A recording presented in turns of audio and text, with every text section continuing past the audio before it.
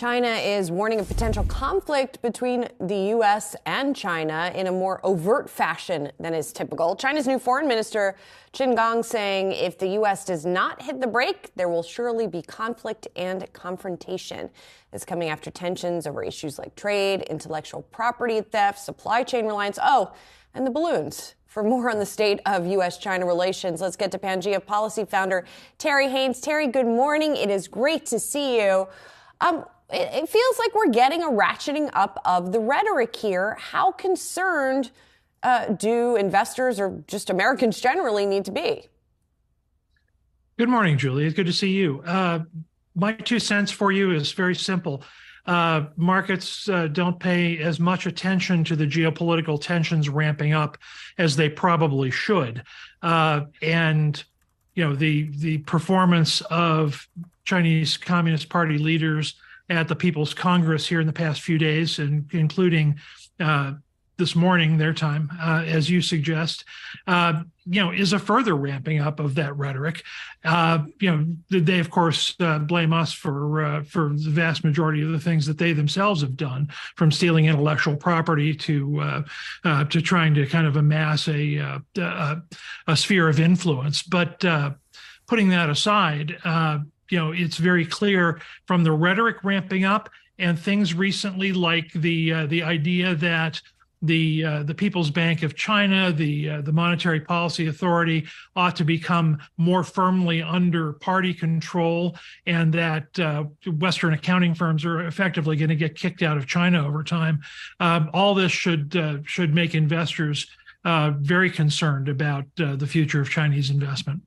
And let's talk about TikTok in particular. I noticed that you're assigning what I believe is a 75% likelihood of some kind of legislation eventually banning TikTok, or at least enabling that, and some high-profile members on both sides of the aisle coming together on this.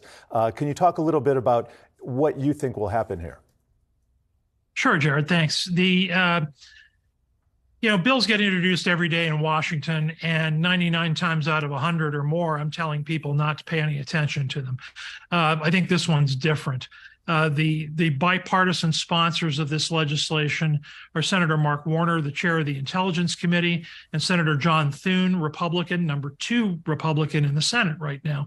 So, these are veteran guys, respected guys, people who are not, putting frivolous legislation in the hopper right off the bat, number one. They say they've got the Biden administration support. That's fine, but China policy has always been an area where there's been huge bipartisan agreement going back to even before the Trump days. So, what I look for here is I look for these 2 veteran policymakers to really put something together. And what they're trying to do, to be clear, is to do something that's beyond TikTok. Senator Warner's talked a little bit more about this than Senator Thune, but Warner's basic points are, look, we've never had a potential adversary, his words, quite like China.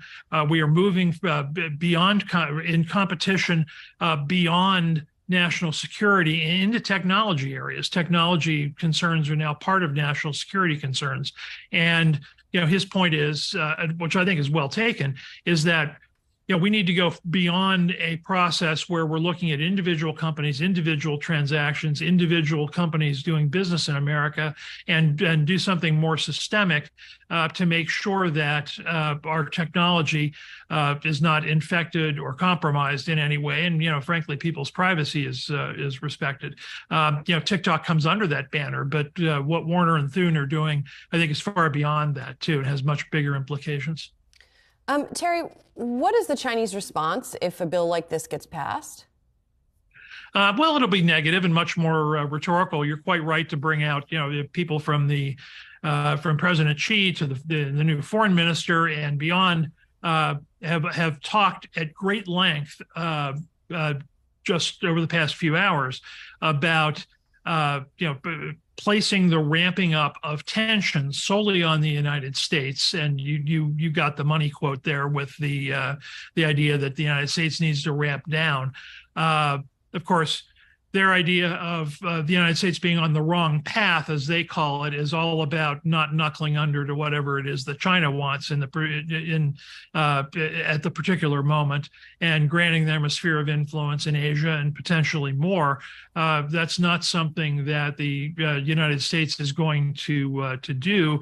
So we're in another era of great power confrontation, and when you add in Ukraine to that, and my contention has been for some time that Russia is essentially a satellite country of China, at least in an economic sense. They're certainly not going to do anything China doesn't want them to do.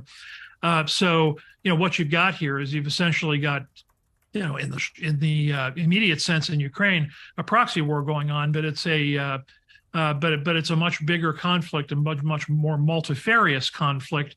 And as Warner and Thune point out, technology is part of the battlefield now. So the United States needs a different approach.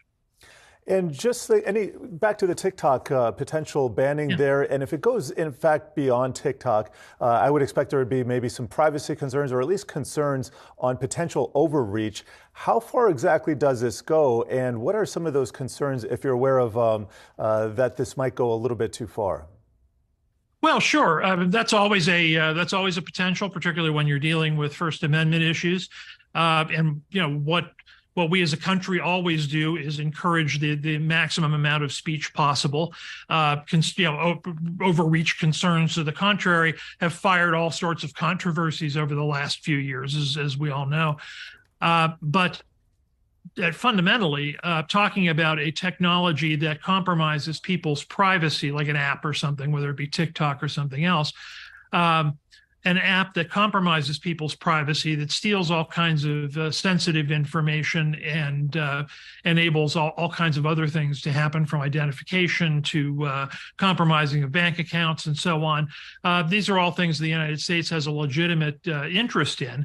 And it's actually not banning speech. What you do on TikTok every day is, you could do on some other app. But it's so in that sense, it's not really speech that's being discussed. It's whether the app has some kind of nefarious purpose that compromises national security or individual security. And, that's all fair game. And that's I think that's going to get worked out. But, I was really interested in what Warner particularly is talking about, that he's talking about there being a more systemic approach, but to technology. So he's not focusing solely on apps, and he and Thune clearly want to go beyond just kind of the TikTok world, and assess more holistically the nature of Chinese and other country influence in the United States. So, as you say, their legislation will be unveiled this afternoon, and they've not given any detail, but it'll be fascinating to see just how broadly they cast this particular net, because I think that'll go a long way towards answering your question. Terry, at the same time, we talked to our tech editor, Dan Halley, yesterday a little bit about the TikTok issue, and he pointed out, TikTok isn't really, and this kind of is to your point too, it's not really that different from other social media apps in terms of both the algorithm, how addictive it can be, and the sharing of information, right? So, how wide a net do you think that new legislation is? Like, is it just going to be Chinese-based companies that are affected? Is it going to be U.S. companies that are affected? It seems like that the implications of this could be pretty widespread.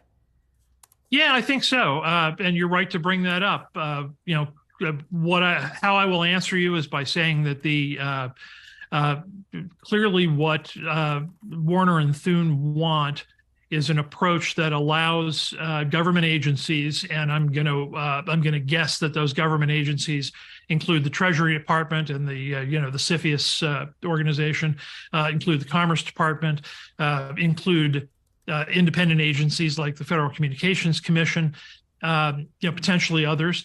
And that they look at technology across the board. So, it's not going to be solely Chinese focused or Russian focused or Iranian focused. It's going to be a situation where, the technological implications for privacy and security are going to be looked at across the board. So, this might be a much broader swath of concern for markets than you might imagine. And, it also has the potential, frankly, to run to ground. Government is not the most quick or efficient way of looking at a lot of these problems. So, I'll be fascinated to see how they want to calibrate that moving forward. I suspect that's very much a work in progress, which, at least in the short term, frankly, ought to worry markets more if there's any national security implications for publicly traded companies. Terry, good to see you. Thanks so much. Pangea Policy founder Terry Haynes. And just a quick mention as well, Snap shares have been surging on all of this talk about a TikTok ban because it's being seen as one of the beneficiaries. The shares up 7% today.